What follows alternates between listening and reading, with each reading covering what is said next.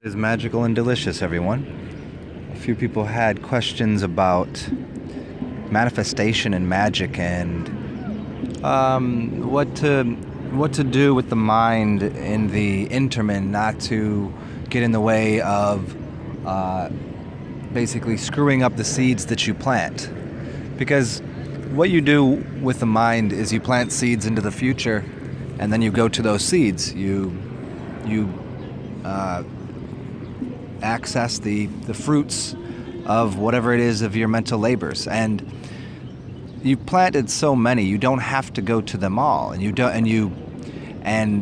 during the process of having the reaping of the rewards come to you, or you go to it. A lot of people screw that up because they think there needs to be more meditation than they need to do. Everybody, this whole art of the law of attraction. It's not the whole thing, and neither is go into meditation and go into the astral realms. This is people mistake this, and it's a very it's why things don't occur the way, maybe not the way that you want, but getting what you want. You can manifest things quickly or into the future. It's all a matter of.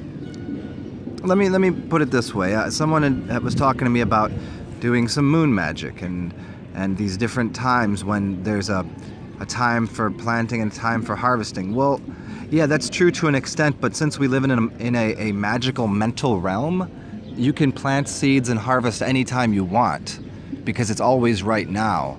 All of these things outside of you have no bearing whatsoever on anything. All of these larger cycles and smaller cycles and the 3, 6s, and 9s, and these don't really, they really don't matter. The only thing that matters is your mental space. And your mental space is a zero, is nothing. Nothing exists. And then you produce it out in front of you. So there are all of these rhythms, of course, and there are these things that occur, but those can all be altered and changed and adjusted.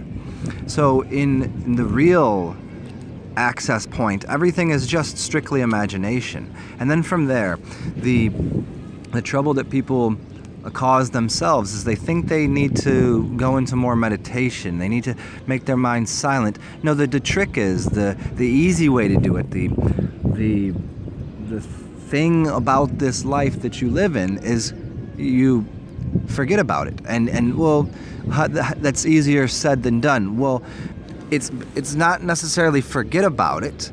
It's go about your day. Go do something.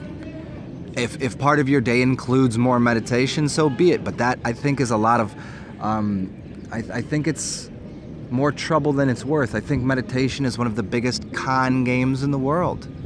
Yeah, we need to have control over our minds to a degree, but you can't control all the thoughts that go in and outside of you. It's a real impossibility. You get to examine them from a different place, but this meditation, what occurs when people get in these long meditations, they're asking for more dilemmas, and they're asking to put off what they desire. And so if you just go about your day and you maybe learn something new, maybe go take a walk, maybe do something that you enjoy. Maybe even for you it's watching TV, who knows? Maybe you need to go sit down and cook a dinner. Maybe it's too much time and energy that you're receiving by going on a raw food diet or going on a fast. These things can get in the way sometimes. There's nothing really that needs to be done but to occupy your mind. As they say, an empty mind is the devil's playground or something of this sort, although, the devil is your friend, if you understand what that means. It's the world that has been lived, the things that you obtain, and the experiences that you've had and you've gone through. That's all that. That's the devil's in the details, all the things that you like to experience. So what needs to be done for you to magically manifest something? And I talk about this in either the 3 levels of something, or I talk about it in 2 ways, meaning space and time, or what would be physically adjusting matter or adjusting future events. Now, either way you look at this, and mostly this is for the people that want to find magic in manifestation of futures, the the key is to get yourself put yourself in a position in your mind to know which that you want, and you can use sigils to do this, and this is obviously very helpful by bypassing your conscious mind and putting it into an abstract symbol which speaks to your subconscious, and it manifests there to create something for you, and that gets it out of your head. But after that's done, whether or not you use a sigil or just a thought and just or maybe just a picture of something, just something, like a magic board, you take a picture of something, or if it's just in your mind, which again I always kind of preach this idea that in all of the realms, all you have is your mind. You don't have a piece of paper in a backpack. You don't have a pen. You don't have these things. You just use your mind. So it's always about, for me at least, the highest level of teaching that I try to provide to people is to know how to use your mind and allow thoughts to bypass you and to not latch onto those things.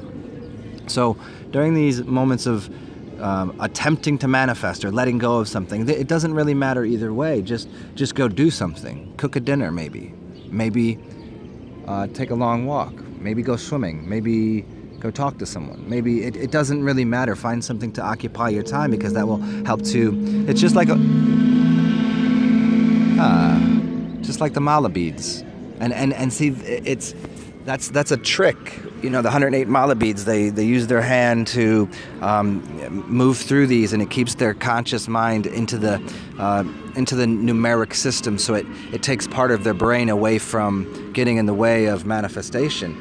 But it doesn't need to be that esoteric. It doesn't mean to that religious, because anything you do is a mala bead. Anything you do that is contemplative.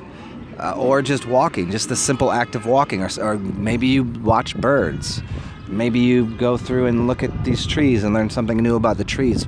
The process of learning is part of getting away from getting in the way of your own manifestation. You could go learn something. You could unlearn something. You could. There's so many different things, and again, it's just about the way you don't focus on something. It's just to go do something else. And whatever it is, even if it's the things that you would normally say, go against. Maybe you wouldn't cook food. Well, go do that. I don't know. I mean, what is it that you want? It always comes back to that. What is it that you want? What is it you desire? What kind of experience do you want? There's no ethics. There's no morals. There's none of these man-made.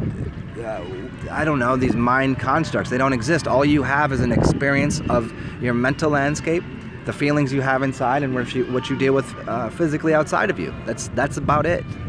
So you get to create that, whatever it is that you like. So, go learn, go make magic, put some thoughts in your head, and then just walk away and go do the next thing. And all of a sudden you'll be like, oh, that's exactly what I wanted, and you'll walk right into it. It's the act and process of just living your life, whatever it might be. So have fun producing magic, everyone. Talk soon.